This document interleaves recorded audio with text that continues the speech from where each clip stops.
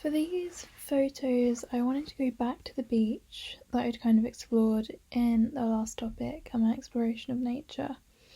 And I wanted to get these two photos of people and how they experience their environment in this way. So I had this figure you can see dressed him in a distinct striped jumper, so he really stood out.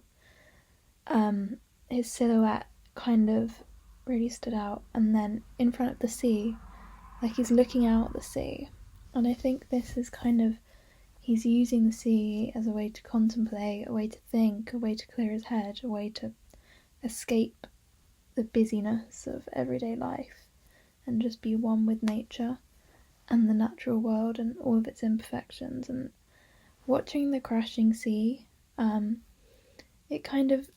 sea is angry sometimes and it does a lot of damage sometimes, and it kind of puts into perspective human emotions, and we all have this expectation on each other to be super perfect, but we all come from the same thing as this sea, or as anything in nature really, that we don't expect to be perfect and can't expect to be perfect, because nature is unreliable and it's free-willed.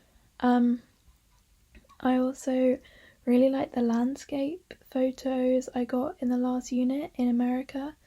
So I took a few on the beach and by the boats, but I thought most of them didn't really come out great. They weren't too interesting, except this one with the boats I really like, and I like that it has the sign.